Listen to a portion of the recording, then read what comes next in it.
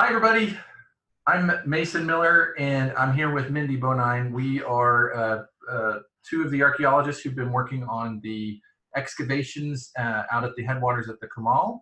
And it's been a little while since we've gotten together with you guys to talk about sort of updates on the analysis that's been going on and everything like that. And, we were planning on doing that, and then some weird thing just kind of came up, and now all of a sudden we're kind of working remotely and separately and having to do a little bit of social distancing. So I hope that you guys are doing your best to do the same. And so Mindy and I, we wanted to kind of get together and virtually and talk Yes. about sort of an update, might give you guys a little change of pace, a little break in the action, and also give you guys a chance to sort of see what we've been up to since our last update, which was back in the summer of last year. Correct. We've been really busy doing a lot of analysis and a lot of just sort of a little bit more routine type investigations that are going to lead to a more thorough discussion and interpretation of what's going on at the site. But right now it's been a lot of the, I always think of the term like, never mind how the sausage is made, but I think it's just sort of, it's a lot of the boring, It's the boring analysis part. Yeah. Yes, it's the analysis part that's kind of not quite as exotic and exciting. So, but we're happy to have Mindy here today. And so, hi, Mindy, how are you? Hello, how are you? Doing fine. I hope that you're doing all right with this whole isolation thing. And we're hanging in there. Everybody's doing a good job with that. So what I wanted to kind of do is, since it's been a while, now you guys, obviously, if you're watching this, you have access to all of our previous updates and our previous videos. So be sure to, I'm going to do this like I see on the YouTube.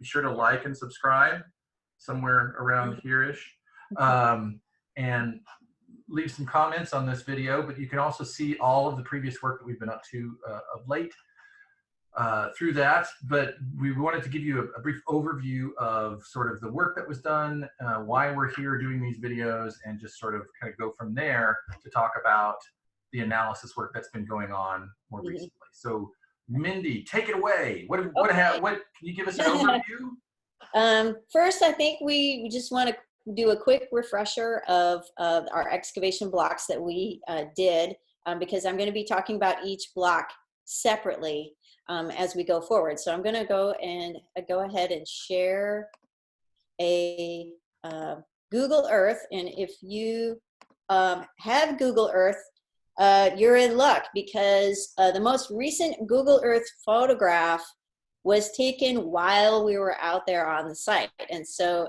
you can actually zoom into our excavation blocks, which are currently open right now. You can see that I've got the blocks laid out in green, and I don't know if you can see my cursor, but yeah, I'm just going to remind everybody where all the blocks are. This here, where I'm circling, is block A, and that was a 4x6, 4 meters by 6 meters, and this is where the location where we found all those very nice sort of large capacity earth ovens was in this block. Over down here is block C, and that was 3 meters wide by 6 meters long. And this is where we found all those very lovely small hearths that were only about, a meter wide in diameter. We found lots and lots and lots of those in this block. And then over here is block D by the sort of the NBU facilities, the lift station. And then this one was this was 2 meters wide by 8 meters long. And this is where we found the really beautiful sheet midden right near the top. And this is the block where we excavated the deepest in material. This was a full 3 meters down. And then over here in the tiny little square in the corner here is block E. Block E was only 2 meters by 2 meters. And we kind of excavated this out. There wasn't a whole lot of recovery in here, but the stuff that we did excavate kind of spanned sort of the soil profile showed that we were kind of it was a compressed surface, and things, there was a lot of time frames stacked up on top of each other. So, but there wasn't a lot of artifacts that came out of this one. So So it's kind of, if you sort of want to load up Google Earth while we're talking, you're welcome to do that, just to sort of give you a sense as to where these blocks are. And I'm going to go and stop right now, and then we'll move on to the Q&A part. So yeah, let's give them, I guess, a couple of images to just sort of give them an idea of what these different blocks look like. So block A was the one that you had mentioned had the larger capacity of hearth features, or burn rock midden features. Yeah, the block A was the one that had large capacity true earth ovens, really large circular burned rock, and then a sheet of discard. So this is a good photo right here, where you can see sort of the circle of the large earth oven, and then all these little smaller rocks. Yeah, that's the circle of the earth oven. And Here, let me try to, I can mark it. Okay. Kind of like this. Yes. That yes, is the exactly that is the earth oven. That's the earth oven part. And then what's outside of that is the discard from earlier earth ovens that were done in the same place. Yeah, all that stuff over there. Exactly right. And there's a really big rock right in there. There's a big rock. Yeah. There's actually several really large rocks that we found in this block. And that was the signature result. There were 3 large earth ovens that we recovered from this block. Okay. That's what's notable about it.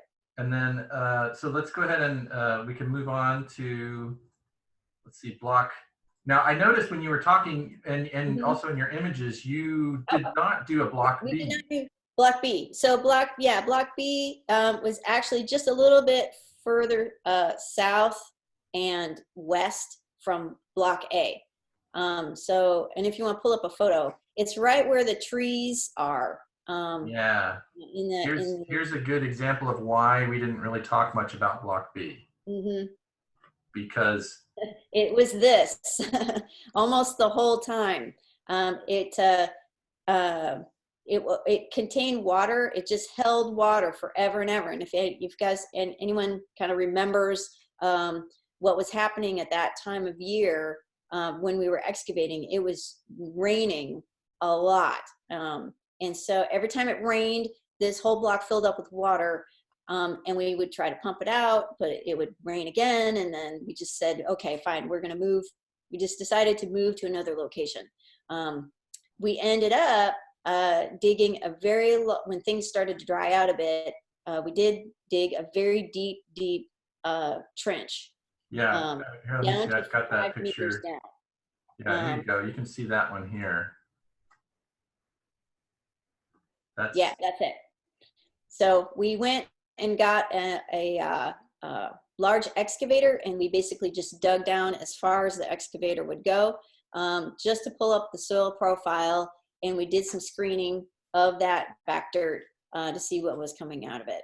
And a little mud snowman. A little mud snowman. Yeah, exactly. They were having fun. So, okay, so block B, that's why we don't really talk about block B. There's a reason why we're not talking about it, is that there was not a lot of recovery, well, not much recovery, and we didn't do hand excavations in that block. So I guess we can also talk about block C real quick, just to give people a reference. Let me see if I can find a good photo of block C. Anyway, Mindy, you can keep talking first. Oh, here you go. Here's an example of some of those nice features that were coming from block C. There. Yeah, excellent example. So these really nice, tightly compact hearth features were coming out of block C. And this was one of the early ones that we found, but we found quite a few more. This just kind of seemed to be the location of where all these little small hearth features would come out of. We found random pieces of burnt rock, not like the sheet middens that were turning up in the other features. It was really these nicely compact small hearths coming out. Yeah, let me see if I can find another example so that they can see kind of the distinct difference.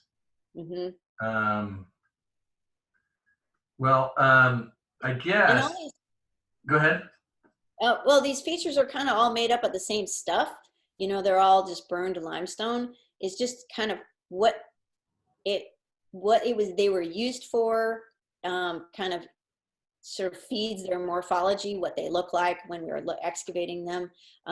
So we make a differentiation between a sheet midden and you know, a earth oven and a hearth, um, and based on its size, its morphology, what it looks like, and the amount of burned rock that's coming out of it. So this is block C, kind of further on the process, when we're kind of getting a little bit deeper.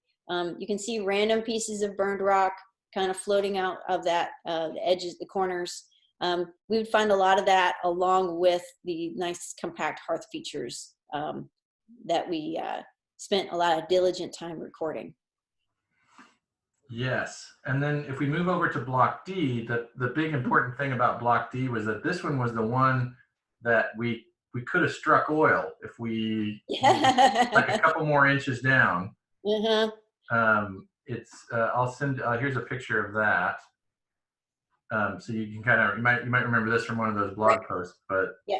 So like that's sort of 2 meters wide and 4 meters long. And then we were basically, this is the deepest excavation that we made. It went down to 3 meters below the ground.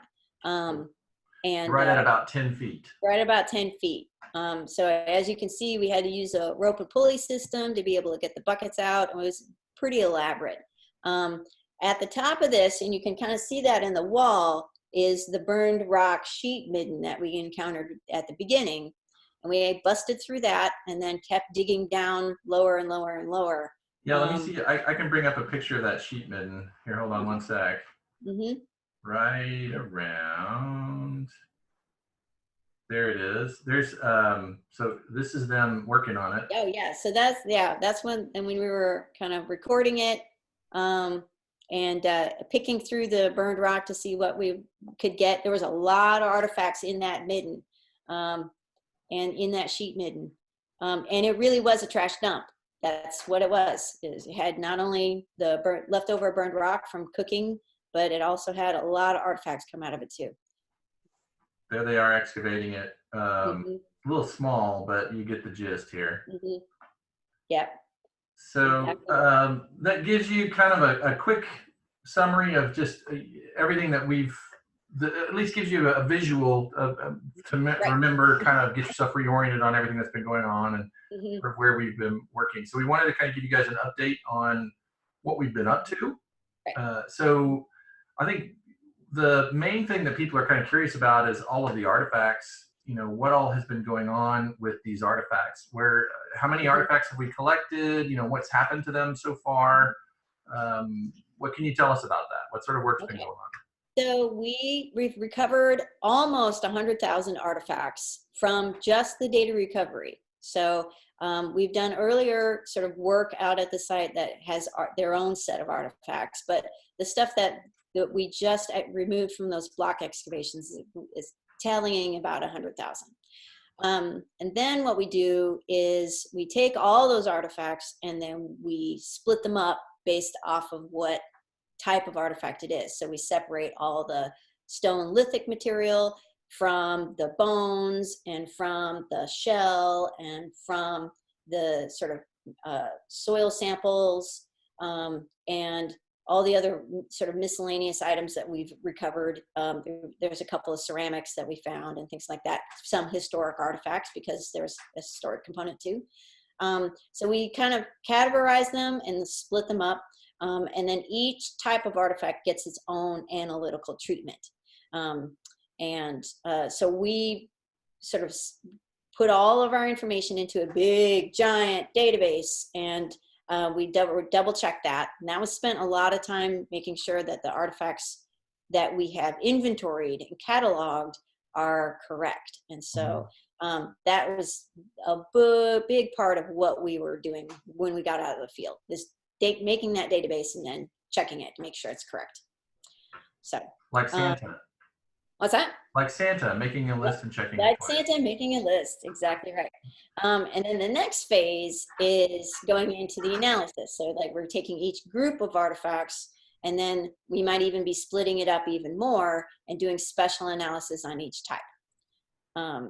And so, and I can't remember where we're going to, what topic we were going to start with. So. Well, yeah. So, one of the things that we were going to talk about is, what the archaeology, at least here in Texas, and if we're talking about prior to European contact archaeology, one of the main things that we research and investigate is stone and stone tools, which we call lithics, and that's from I think it's Latin, I suppose, for Yeah, stone. right. And so the stone tool analysis is a big part of, and just chipped stone and Right. everything. And the lithic analysis is a big part of that. So can you kind of give us a quick overview of what that analysis is, why we do it, and kind of what our status is on those right now? Sure thing. The clearly stone tool making and all the junk from the stone tool making is the vast majority of the artifacts that we collect. They are well preserved because they're stone and they don't decay. And the tools that are made out of stone give a pretty good indication of what other things that might have been happening at the site that we don't have any evidence for anymore. Like, for example, woodworking, basket making, and like making shelters, stuff like that could be gleaned from the type of stone tools that are left, but all that organic stuff is now long decayed and we can't get a sense of it anymore, other than the fact that we might find a tool that was used for that particular purpose. Clearly projectile points, which is, you have a good suite right there, is for, hunting. We get a really good sense as to what has been happening at the site based off of the type of stone tools that we've been collecting. Not only that, but the stone projectile points, which is what you're seeing, are good diagnostic tools too. So like they're different styles that changed over time. We have a pretty good idea of what style was popular at what period of time.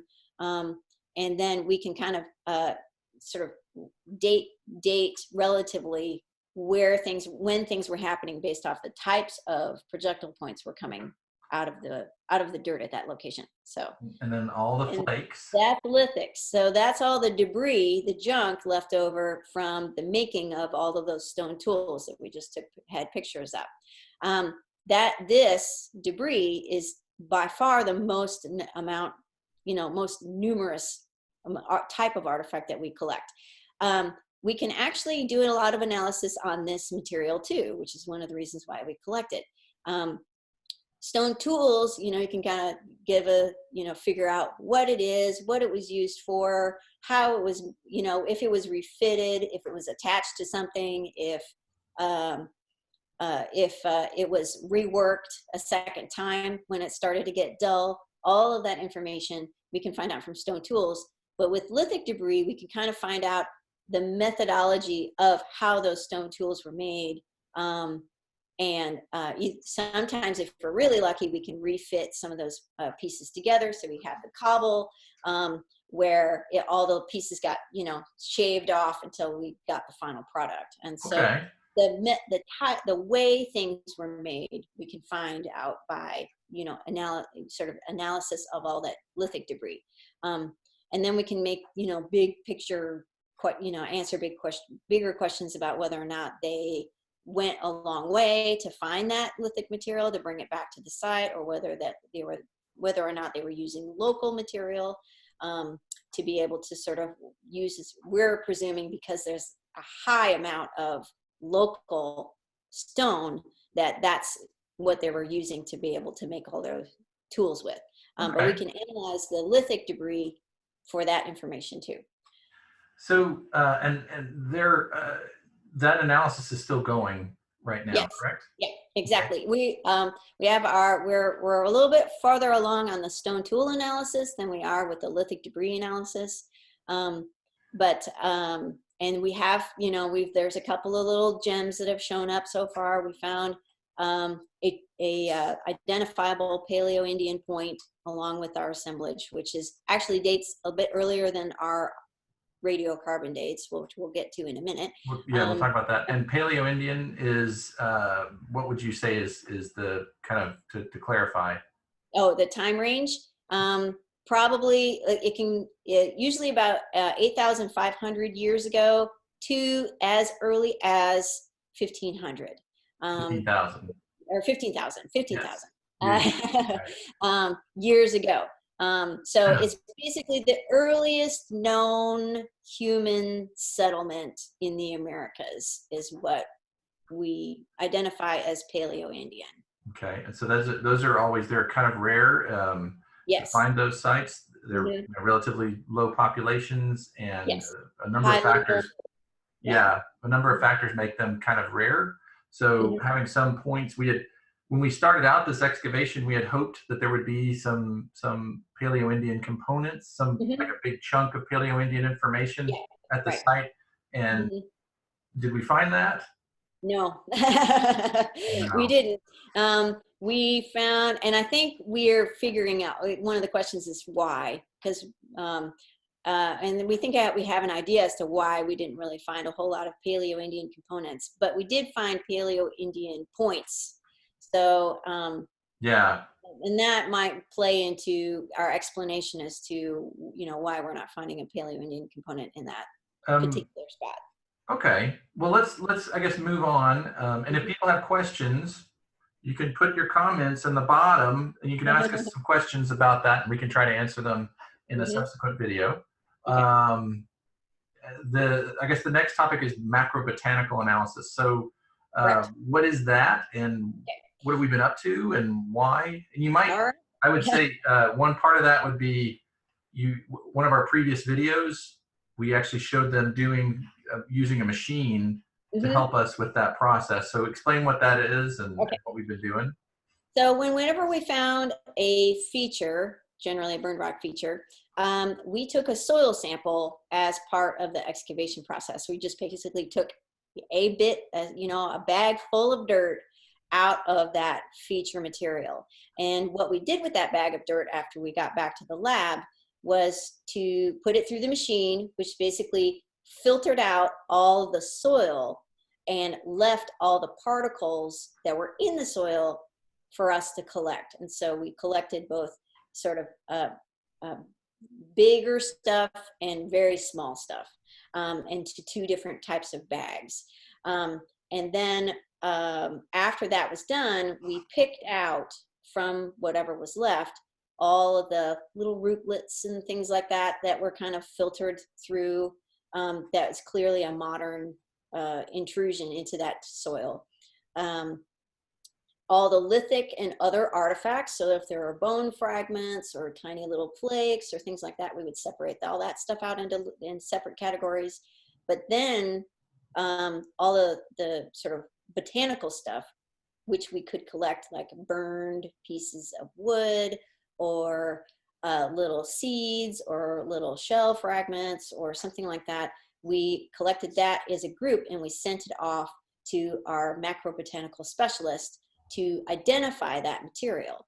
And essentially macrobotanical studies are designed to be able to figure out what kinds of flora, what kind of plants were present either when that burned rock midden or feature was being used, and also what sort of types of wood or what other things they might have been cooking in it as well. So it's kind of like, it does two things. It basically sort of, we try to identify what function that particular feature had, what was it cooking, and then also general environmental conditions at the time.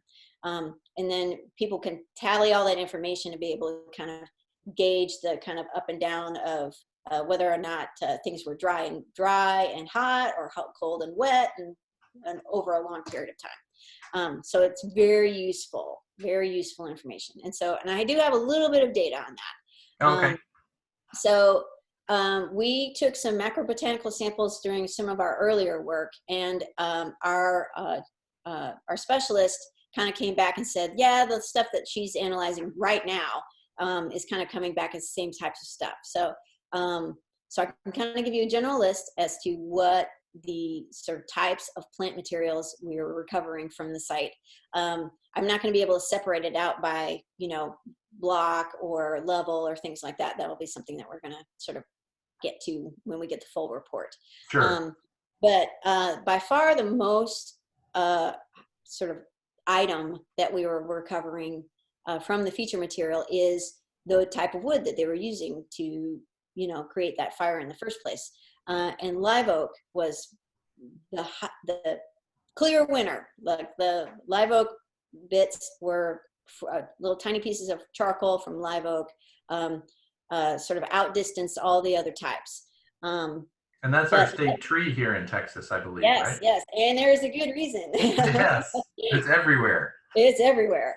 And then, other than that, there are other other oak species that were kind of involved, sort of contained within the two. Elm and hackberry, hogplum, bluewood, and juniper were all present in various sort of quantities in the botanical samples that we've collected. And then the sort of another category, probably what they were cooking, at least partly, was wild onion, wild garlic, false garlic, and camas. And then we also found seeds, which included the lace hedgehog cactus, goosefoot, and sedge. And then there was also one walnut shell that we found as well. And all that is from the sort of other microbotanical stuff that we grabbed from the site when we were doing sort of our earlier sort of preliminary work. And then Leslie was saying basically that a lot of the material that she's seeing while she's doing her analysis right now is in a similar vein. So when we get the full report, we'll be able to separate things out and sort of see if we can identify different things happening at different times. Okay. And in different locations. So, but as far as a general overview, that's kind of what we've been recovering. Okay. And, you know, I think I can also throw in that the macrobotanical is, as Mindy was saying, it's a really important part of the analysis because it creates sort of almost like the background of what was going on around them while they were living there. That's one of the main ways that we have to just sort of provide sort of everything that was going on environmentally while they were there, as well as food tastes and preferences. And so, and then, you know, for you vocabulary nerds, macrobotanical is just macro is like a macro lens on a camera where you're looking at bigger things but up close, versus micro, which is like looking at tiny things up close. This is looking at bigger things up close. And so macro, and then botanical for like a botanist is, you know, looking at plants up close, and we use it to identify what types of plants are there. That sort of correct. Yep. So let's move on. So we've got the plants covered. What about the bone? You'd mentioned that we've been correct. Bone and everything. Yeah, so we found quite a lot of bone and bone fragments, and we are going to be sending off the bone to Texas State University to do the faunal analysis on that. And we're sort of in the process of getting a teaming agreement together with them so they can take the bone and do sort of a faunal analysis. And that is principally like step one is species identification, because that helps us a lot figuring out, again, what animals were there, what animals they might have been eating. And then they also look at like tool marks on bone fragments to figure out if they were being butchered. And there's also some bone. a picture of a bone fragment. and then the condition of the bone, how crushed it is, how fragmented it is.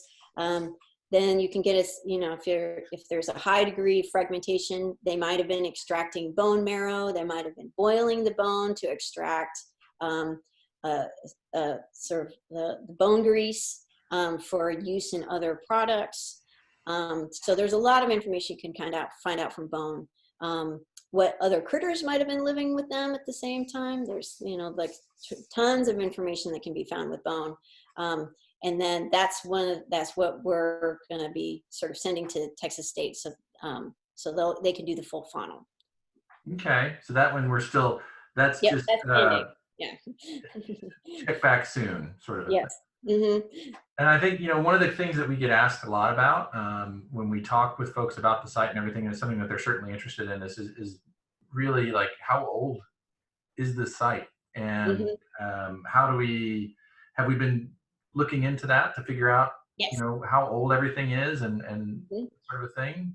Yeah, as far as the sort of how far along the analysis is, sort of the dating is the furthest along. And so we sent, I think about 32 samples, radiocarbon samples out for dating. And so that's the absolute dating technique, which basically you send these samples out to a lab and they will, run it through their accelerated mass spectrometer to be able to sort of determine the absolute date as to when that piece of carbonized remains was last alive. And so, and how long ago that was. And so as a reminder, there's a video of that on this channel that you can check. I think it's episode 10 or something like that, where we talk about, radiocarbon dating is kind of the backbone of all of our absolute dating. And remember, there's two different types of dating techniques in archaeology. There's absolute dating, which is using chemistry and science and other ways to get at a specific date, or at least a specific date range. That is, and then there is what's called relative dating, which is more a matter of you're dating things, as the name suggests, relative to other things. Other things, yeah. So you might find, one feature that has that you can get a date from of a certain age, and then there might be another feature that's below it that's older but has a different date that you got a specific date, and then you have this one feature in the middle that you can go, well, it's not as old as this one, but it's younger than this one, so it's going to be somewhere in the middle. That's kind of how the relative dating system works. And it's broader range. Like we're talking about with absolute dates, the range of error is pretty small. So with relatively dating, the range of error is really quite broad. So we prefer to use absolute dating when we can. Right. So if we have the samples for it, then that's what we do. So, I have some information about the radiocarbon dates that I would like to share. I'm going to bring up this timeline so that so it'll help with the timeline a little bit. And it's funny. I was commenting to Mindy earlier when I brought up this timeline that even my timeline that I prepared several years ago that I kind of used for quick visual reference, this is actually, to pardon the term, a little dated. Because our understanding of the age of Paleo-Indian occupation in the New World has changed a lot since this figure was made, and so it goes a long ways back. But for reference, for our use right now, it's actually still pretty good. So it's still it's pretty broad. And let us know what you got, and I can kind of highlight these different areas on our timeline. So let's start with block A, which, if you recall, is kind of where we found those really big, large earth ovens. And so the date range for the 3 ovens that we found, and I'm going to be throwing out numbers, and I'll try my very best to kind of put that in context to be able to sort of give you a sense as to what time frames we're talking about. The youngest earth oven was 2,510 years ago, and the oldest was 3,280. So it's about 770 years difference between these two. So about like that. Yeah, about like that. And then there's a scatter that's in between all these earth ovens. And the scatter falls within the same date range. So that pretty clearly says that the scatter and the earth ovens are occupying the same date. They're connected. And there are a couple of features that were below those earth ovens. And the date range from that is a little bit older. That's kind of gets down to 4,460 years ago. So it's a little bit older, which, as we'd expect, because that with like the lower down in the dirt, the older it is, and the higher up in the dirt, the younger it is, and this matches what we would expect to see. And well, let's move on to Block C. Let's make Block C purple. Purple, okay, perfect. Block C had a ton of features, and they were all contained within a pretty narrow time frame. So the youngest was 1300. So yeah, it's way up high. And then the oldest was 3,190. So it overlaps Block A a little bit. Yep, about there. And within that range, the features kind of fell into three different groups.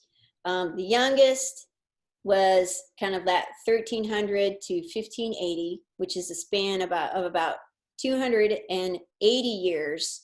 And we found three features that were within that time frame. Okay. And then the second group was about 2000 to 2400. And that's a range of about 340 years with the dates. I'm kind of averaging. And then the third group was 3,160 to 3,190. So it's kind of at the tail end right there. It fell into those three different distinct groups. So basically, the features that we found at that one particular spot were all very clustered. So people would come and occupy it for a short time and then not. And then they would come back to the same spot and occupy it again. And then they would stop. And then they did it a third time. So that's a really interesting sort of what we can say about habitation, like when people were using those areas and when they were not. Now, I will caveat that by saying that clearly we didn't excavate the entire site, and clearly the intervening years might have moved to another spot within the site area, but where in the very place that we excavated, there were three different groups in three different times that they were there at that one location. And often they would actually have one hearth feature on top of another one. So they were going not only to this same general area within a 10-foot range, but they were actually occupying the exact same spot, and then they would have another feature right on top of it. So that's several cases where that would happen. So, and that would be really, really interesting for us to study. Sort of like how that formation process happened. So let's move on to Block D. Okay, Lindy, what color do you want Block D to be? Let's make it green. Green, okay. We're good. So Block D, as we sort of mentioned a little bit earlier, had that big sheet midden at the top. And we got several dates back from that sheet midden, and it clearly had been accumulating over a long period of time. The earliest date is 890, which is pretty early. If you translate that to our calendar, it's the year 1000. So, okay. So right about it'll be 1000 AD is where that was. And then that was slowly accumulating from 1000 AD to 2220 BP.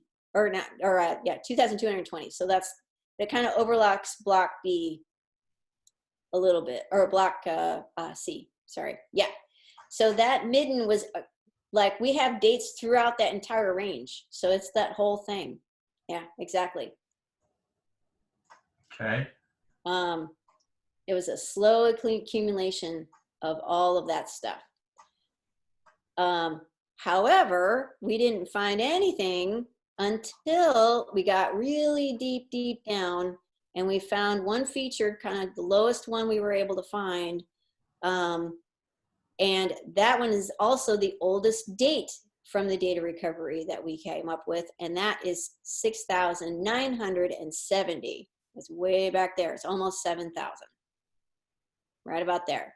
So there was a big giant gap, huge gap between what was happening with the top layer and what was happening with the bottom layer, which we find really interesting.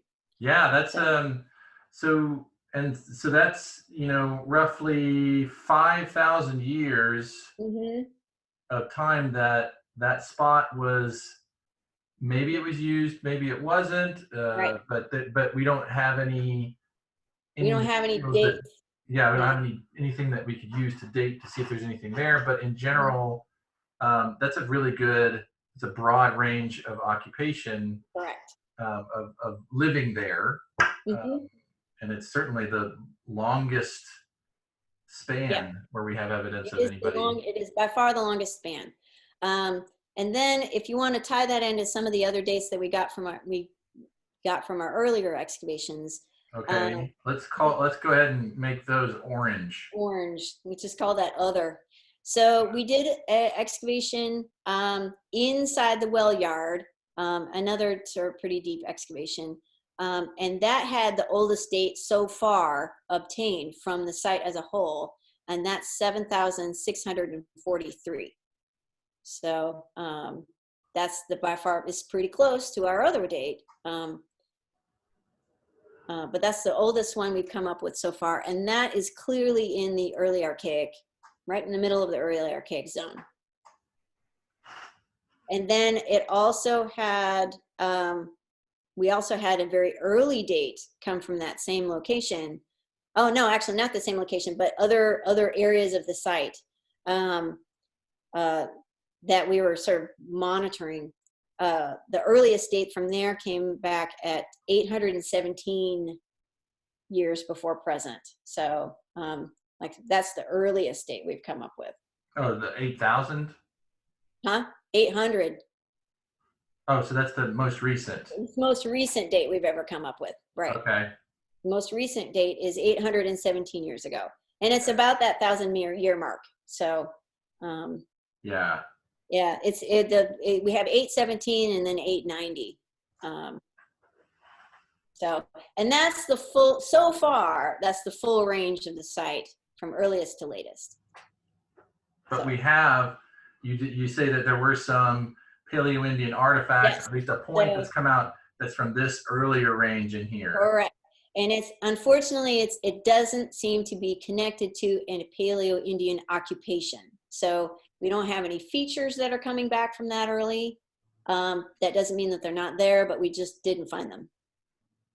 So, Okay, so there might be stuff that's earlier. We just don't have any charcoal remains that are date to that early. Yeah. All right. Well, that gives you a good overview of just kind of the ranges that we're dealing with within this excavation. And really the majority of the findings are in this kind of clustered in this late Archaic to late prehistoric periods. Correct. Here, yes. which that's are the most often used so far, what we found. Mm-hmm.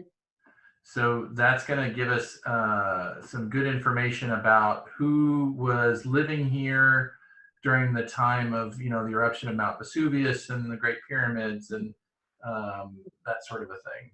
Kind of give you an idea of what was going on worldwide. So, okay, well, you know, I think we've covered a lot of ground. So real briefly, what do we have planned in the weeks ahead, aside from staying indoors? Indoors. Well, we've got more analysis to do. So the faunal hasn't been started yet, and we're going to try to get that going. We're going to finish the lithic analysis, which is done. And then after all the basic analyses are done, that's the time to integrate the information to, sort of ask some good, interesting questions about the data, or to see if the data can answer some interesting questions and sort of tie it all together, see how they're connected, see how they're similar, see how they're different, and then do some, like I've been doing a lot of research on burn rot middens around Central Texas and trying to integrate what we have found with other sites. And that's kind of like the next step, is to sort of take the data, the preliminary analysis, which is essentially a bunch of tables and charts and things like that. And then you're going to just see what meaning you can tease out of all that information. So that's basically the next step. Okay. So we're going to try to get back in touch and put up another update here relatively soon. I know a lot of kids are out of school briefly, although you're supposed to be doing your homeschooling stuff as well. So we might try to get together sooner rather than later to just try to give some folks some stuff to talk about and think about. But in general, we're still working on it. It's a slow process. It's not quite as exotic and exciting as watching the excavations go on, but this is kind of where the rubber hits the road. This is where we actually make the real advances in our knowledge of who these people were, what they were doing, what their lives were like, and give these people a voice in our modern world.